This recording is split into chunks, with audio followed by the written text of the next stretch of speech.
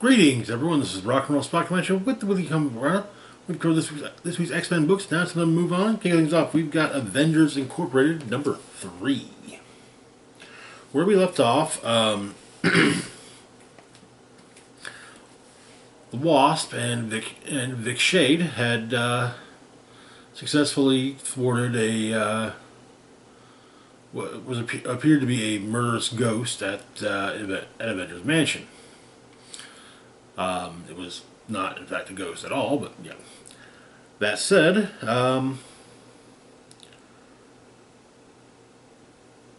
Valkyrie, Jane Foster, has a peculiar case in Valhalla. Someone has killed Scourge the Executioner, though Scourge is already dead, having been killed at least twice over. So the issue begins. We see the death of. We see Scourge's death.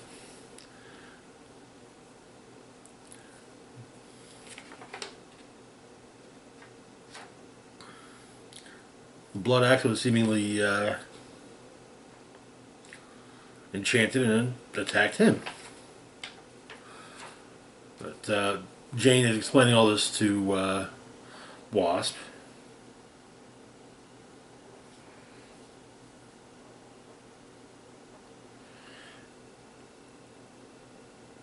And apparently this takes place during the events of Immortal Thor #1. But here's the thing. No one can... Those in Valhalla cannot raise a hand of anger to each other.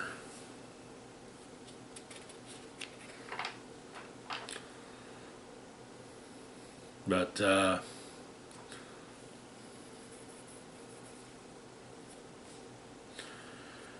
And so, Janet takes Jane and Vic to Valhalla.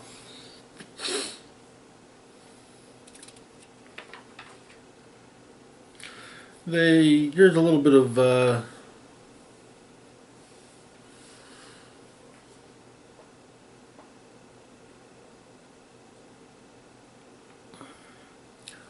there's some Valhalla is basically depicted as being a drunken celebration of warriors, armed warriors. But Vic gets briefly remembers Hank Pym standing over him saying, "You won't remember this, and neither will I. I won't be allowed to." And saying that Vic is his last hope, calling him son. But it turns out that the Grim Reaper, not the physical embodiment of death, the hood and the scythe, but rather the supervillain Grim Reaper, Wonder Man's brother, is in Valhalla.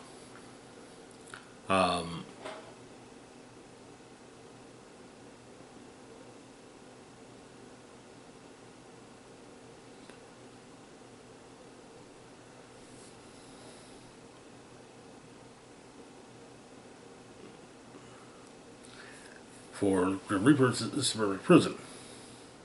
However, coming upon Vic Shade, well, he recognizes Vic as being at least somewhat related to the Vision and attacks him. That said, in Valhalla, even a mortal weapon is now a godly weapon. But Janet throws the all weapon to Vic, so he's able to fight off Grim Reaper.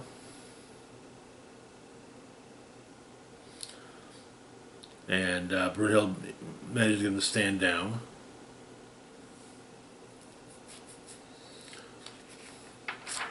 They find out what happened. Janet asks questions about what happened to Scourge, and it's pointed out that before it happened, Scourge had been talking to Greybeard.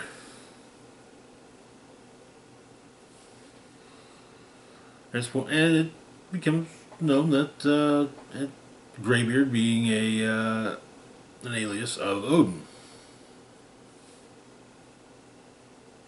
So Jane asks if Jan will take her.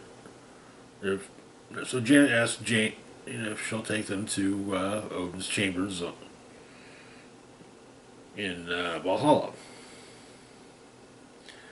He's of course rather indignant about the fact that he's being accused of murder.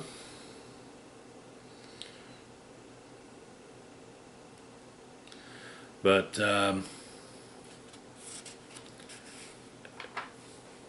he's the one that did it.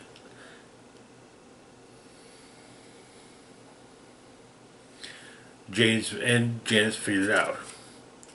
Tells Odin. Odin explains that Scourge is feted in Valhalla because he held the bridge at Gallenbrew, ending his villainous life with a hero's death. The hero's whose death he so nobly usurped was that of Thor. And deaths are not easily stolen from their owners. If you take a death for your own, you feel when it leaves you, to seek who it was meant for. Scourge had a dream, a vision of a warrior at a bridge facing a bloody end. The warrior had a great axe in one hand and Mjolnir in his other.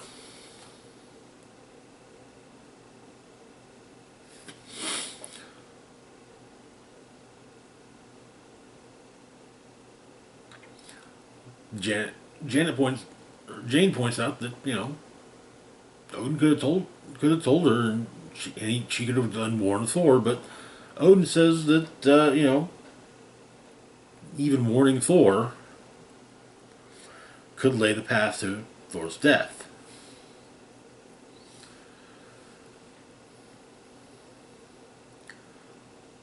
Odin says that fate is a cheat that will not be cheated. A treacherous maze navigated by a single thread. And of course, there's also the fact that if others knew of a way out, well, yeah, they'd probably be taking advantage of it as well. But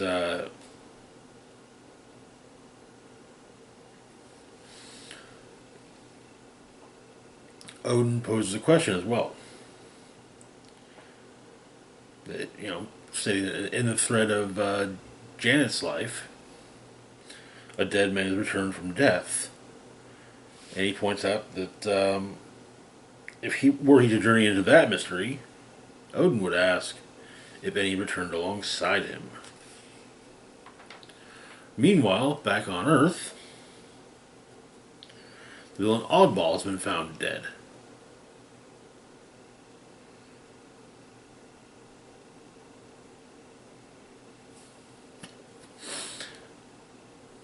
And his team, the team he was part of, Deathra, the juggling theme supervillain team.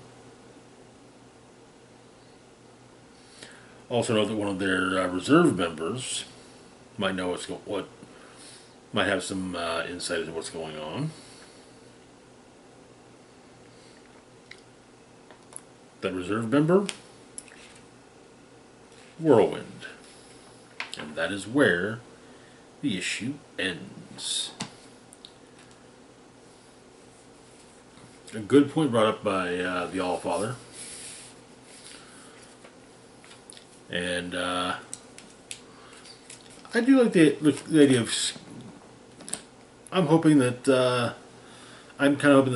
this is kind of a means of setting up Scourge's a future appearance of Scourge's in presumably Immortal Thor, if not another Thor book further down the line. And I'm really enjoying Avengers Inc. Moving on, though, to our next book, we've got Captain Marvel #2. Where we left off, Carol Danvers had become bonded to a young woman by the name of Una Yang through the Negabands, which Una stole from Genus Vell. Shortly after Genus was murdered by the villain Omen, who was also looking for the Negabands. And so, Una and Carol are trying to navigate this, new shared existence of sorts, which includes the fact that Una is a student at ESU, and apparently she's part of a group of the young woman named Leonore. And, well, they've done a few group projects previously, and Una has kind of, sort of, flaked on contributing. But there's an attack upon the school. Genus Vell shows up, searching for Negabands. So with a gaping hole in his chest, no less, from where Omen blasted him. But Una ends up saving Leonore from falling debris, and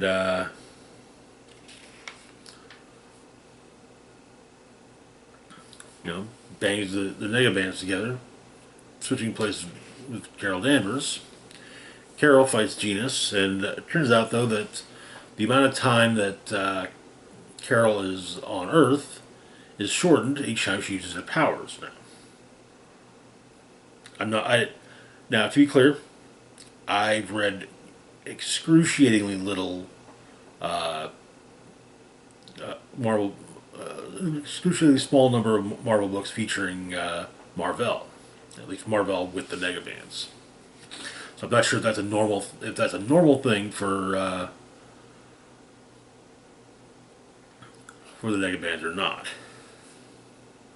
But and so Carol adapts, punching and drop kicking as opposed to just blasting him. They end up in the Hudson. The Omen is trying to basically pull herself out of this controlling Genus, which is kind of obvious, and is emerging through the hole in his chest. But it's pointed out they need some place to regroup. That Una and Carol need some place to regroup, and she had an idea. This is a place that she's never been able to break into. Inside is full of time and space distortions. So many powerful magical items that their energy signature or auras or whatever might drown out the Negabands. Might be a good place to hide from Omen and Genus. But they're able to set up the whole seeing through each other's eyes thing. And it turns out that, the place that Una is suggesting that Carol hide is a familiar place for Carol. Maybe not super familiar, but the Sanctum Sanctorum. As Carol heads into the Sanctum, her and Una switch places again, however, and Una has to basically break in. As she does so, the window she broke through, the big window with I'm not sure what it's the sigil of, but it rebuilds itself. But someone has come to investigate the disturbance, and that is where the issue ends. Okay, I'm digging this current run of Captain Marvel. I'm fairly certain that the person who's come to investigate the disturbance of the Sanctum is none other than the lady of the house herself, Clea Strange. But there's some further development as well on Una. The student it's fairly hinted that the student that she's been in group projects with, that she's kind of flaked on quite a bit, is also someone that Una is attracted to. So, like I said, there's a little bit of we get some, like I said, some fleshing out of the character. So far, it's not a decent. It's a solid Captain Marvel book, though. Moving on to our next book, we've got Incredible Hulk number 6. So, monsters across the world are heeding the call of the Eldest. The Eldest is looking for the Fractured One, also known as the Hulk. So we open in Texas at a migrant settlement. A kid at the settlement is playing on on an old motorcycle, but a monster shows up and attacks the settlement. And the migrants hide, and the wheels of the motorcycle catch fire. So a month later, Bruce and Charlie are passing through.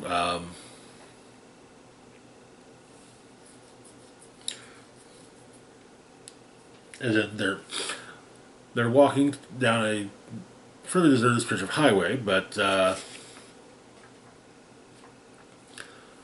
truck full of migrant workers picks them up. It's mentioned that there are monsters loose in the area. Elsewhere, a man goes out for a group, then go bowling, says goodbye to his wife, and has a vision of himself viciously stabbing his wife. It's just a vision of her. As he's driving over, a young couple walks in front of his car, and he imagined himself running them over. And he just basically speaks an ongoing mantra. And it seems to be connected to the monsters that attacked the migrant camp.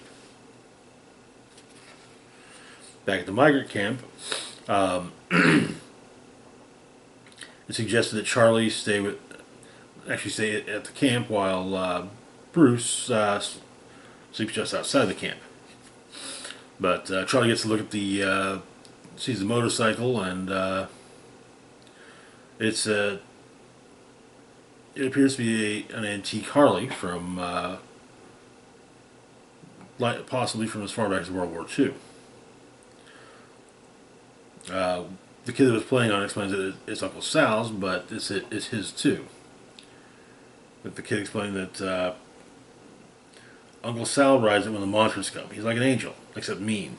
Which Charlie knows someone like that. But Bruce has brought some food, and basically kind of, the Hulk kind of pulls with the whole, hey, you thought you could hide, you better run. But the bike lights up. Charlie goes to check on Bruce, only to find some of his clothes. We see Bruce's change and the rather gruesome form that his change has become.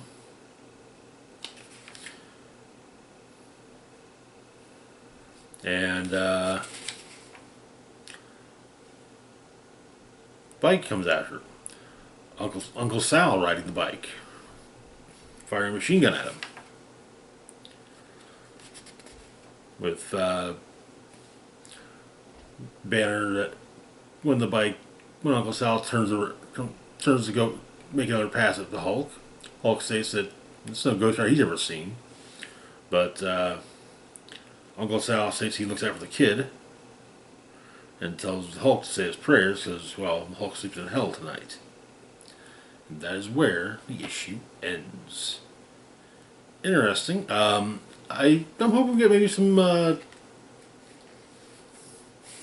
It'd be nice to get maybe some, fleshing out of Uncle Sal, and maybe eventually see him team up with one of the other spirits of vengeance. After all, there's some rather notable similarities between Sal and the other spirits. Flaming skeleton, flaming motorcycle. Just a few similarities. Moving on, though, to our last book for the moment, we have Sensational She-Hulk number 2. Where we left off, while just enjoying kind of her, well, seemingly enjoying her life, and you know, kind of in some ways also putting it back together from what it's been over the last few years. Well,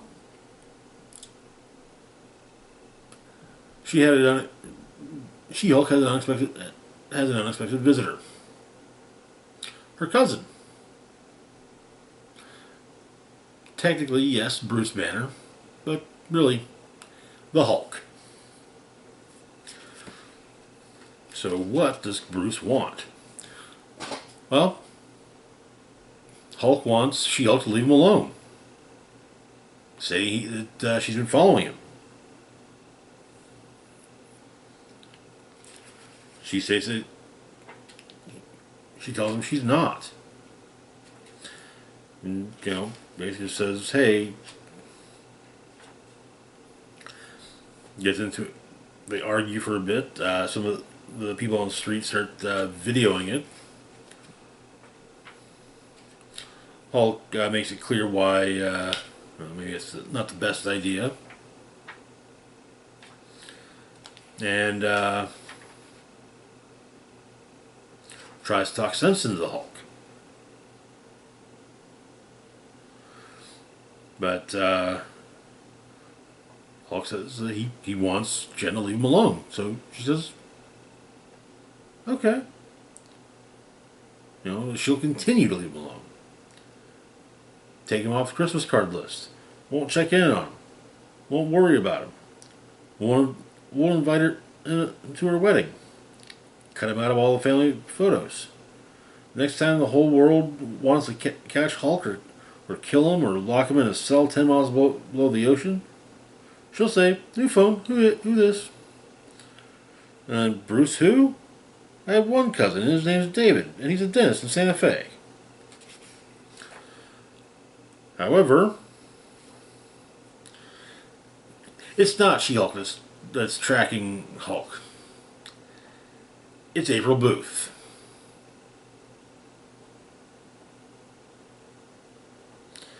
And Hulk realizes that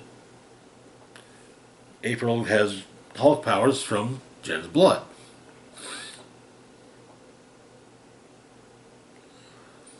And he says, you gave her your blood. And so Jen says, no, I didn't give her a damn thing. She took it. So Jen and April duke it out. Mark's trying to calm down April. Then April keeps on saying she's Hulk. And so April and Genuine Article duke it out.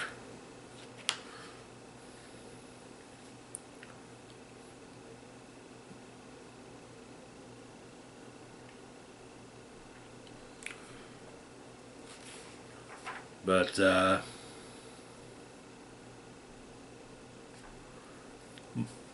Mark and Jen have a bit of an argument over what's going on, but Mark thinks he's trying to help his wife.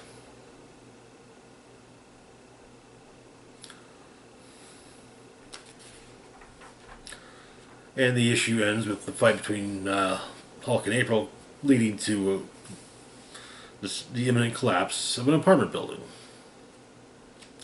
We've also got ourselves a backup story focusing on Wyatt Wingfoot, long-term ally of the Fantastic Four. I think at least previous or ex-boyfriend of She-Hulk's. But he is...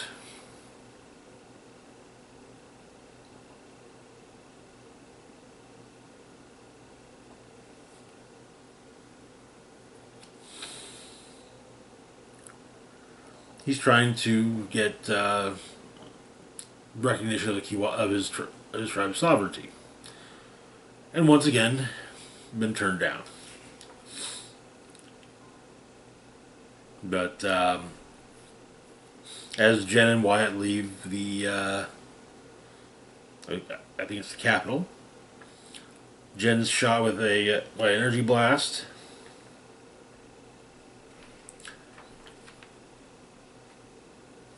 From what appears to be a negative zone invader. More show up. Blastar has popped up within the capital. They can blast our demands, and Wyatt calms him down and even gives him the force field belt that the FF gave him. And